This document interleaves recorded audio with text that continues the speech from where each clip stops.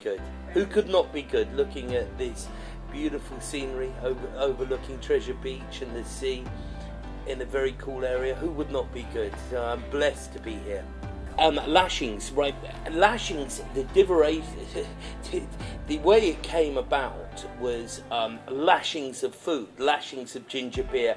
It was from a children's storybook, an Enid Blyton book, and somebody one day, their food came up, and we were sitting in Brighton in England. They said, "Oh, we got lashings of food," and I thought, what a great name for a bar or restaurant or hotel. And I also owned the Lashings, the World 11 All-Stars cricket team, which included a lot of famous Jamaican players, but a lot of West Indian greats like Sir Viv Richards, Sir Richie Richardson, Curtly Ambrose, Courtney Walsh, Jimmy Adams. All of these sort of guys have all played for my side. But I sold it a few years ago to sort of move to Treasure Beach in Jamaica. And my hotel's out there. It's very different. It's a sort of place. I built a hotel that I would love to stay in. I think it's classless. I think you could be a backpacker or a billionaire and you would love it and you would stay here. I think it's completely the sort of place that you can walk in and you'll be at ease at. You can wear a t-shirt or no shoes or whatever here and it would be very cool, but it's very different. And boutique hotel, all the rooms are different, they're all quirky. It's a bit out there, I would say, where we've been running it. We originally started it as villas and they were hugely successful, the villas, renting them out and this sort of way. Then we built a treetop restaurant and another bar underneath, a Hiccups bar, and we got a couple of swimming pools, and eventually we've turned it into a boutique hotel and been very lucky. Business has favoured us. I never look at ever having competitors, right? We try in this area to all work together. Literally I just took a call from another hotel and they say, "Oh, we're not busy tonight," and we're very busy, so I've instructed the staff to put the bookings their way. I don't look at it as competition. I just look at it, we're something different in an area. I think we're just a little bit quirky. I think we do things in a different way. We try to employ all local people, all the craftsmen and all the artists and all the sort of carpenters who've made things in these chairs. We said it all come from local area, and we can employ up to about 40-50 people. So I'm pretty proud of that, and I think it helps a little village here in the local economy. Very interesting, really. I did own a hotel in the Caribbean before, in Antigua, but that was about 20 years ago. I've always loved the hotel business, the small hotel business, boutique style, and always wanted to get into it. And because basically we've got a great restaurant and bar, which I like people coming to, a lot of locals come to, and rooms with it. So that's the way we sort of look at it. We've got a pretty successful restaurant, bar, pizzeria, and people can come and stay here, and we've been very blessed with trade. Interestingly, last night some people asked me the same question: how do I come up with these sort of designs and way? I think that as you get older, you have the strength to go and do what you like.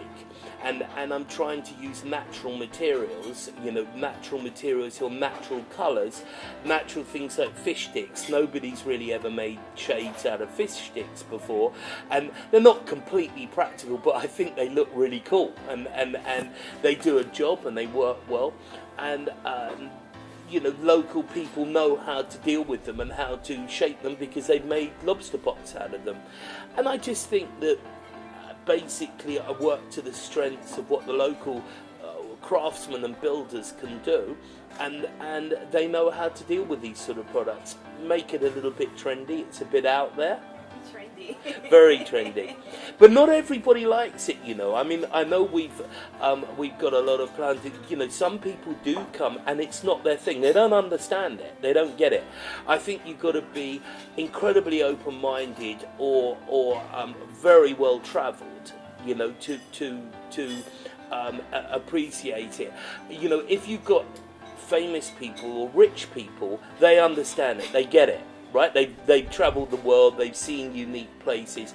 Sometimes you get to sort of people that aren't well travelled, that's not their concept of a hotel, they just don't get it. And they would think, well, why would you have fish stick? We actually had somebody write a review saying that fish stick reminded them of their peasant upbringing. Right? Why would they want to stay in a hotel that would use it as an ornament? It's strange, you know, not all people. And this is a great example, the Penthouse. It literally, famous people, rich people, they book it, they love it, they stay here. Some people that are just, you know, average, but it's not their idea of a hotel. And then why would we want to be stuck up here?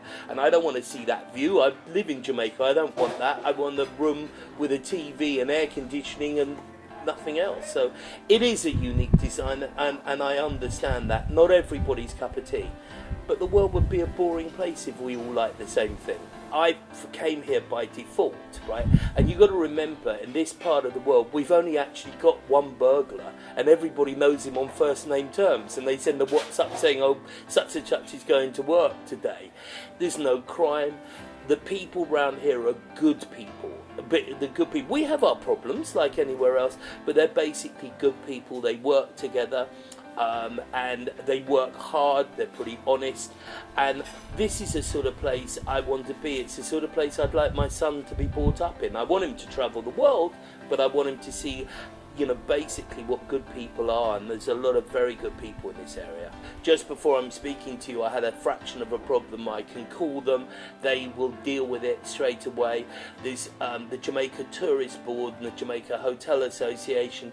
They have been absolutely fantastic, and if we've ever needed anything and we've ever needed advice, we can go to the government, we can work with them, the organisations that they sort of are involved in. I would say, you know, it completely outshines England, and my experience, the authorities here really do try and help. I mean, we were locked down for quite a few weeks, as you know, last year, and I think we took an attitude of the fact that we would rebuild some of the places. We doubled the size of the bar, we changed it, we made lots of areas, because I don't think this thing is ever going to fully go away. I think there will, and whereas before we used to hear about Zika and SARS and things like that, not really take it seriously, it was just world news. I think now people take it seriously, so I built lots of little areas, so people, as you see, it's very busy down there at the moment, but they're all separated and people are away, and I think that it was, we had an attitude of, let's do the place up, let's make the place more sort of virus friendly for the protocols, and let's move on. In St Elizabeth, I think it'll be exceptional. You got to understand that this area really is a villa area. There aren't too many hotels. It's really villas. Wealthy Jamaicans, wealthy Canadians or English or Americans have got villas here, and there's a lot of them. And so I think the industry will be exceptional. I think that once the pandemic has got it under control, I think the future is very bright for St Elizabeth. I came up with this idea, and it was mainly because mainly one day I saw the children just walking out of school down here, throwing their bottles on the side of the road, and I stopped them. And I said, you know, listen guys, you know, this is a really bad thing to do. And I went on YouTube on my phone, and I was showing them about all this plastic that gets in the sea. And then I was thinking about it, and then I thought to myself, okay, fine, let's do this fish, right, and show them and fill it with plastic bottles, and we put it in their school, right, and we're demonstrating to the kids, right, that if you put the plastic bottle in the mouth of this fish, and then it'll be recycled, it won't be in the mouth or in the stomach of the fish that they're eating, right, normally. And I found that this area has been very responsive to that, and the children have been responsible to it, and I think it's a very cool looking fish, and we call it the Treasure Beach angelfish.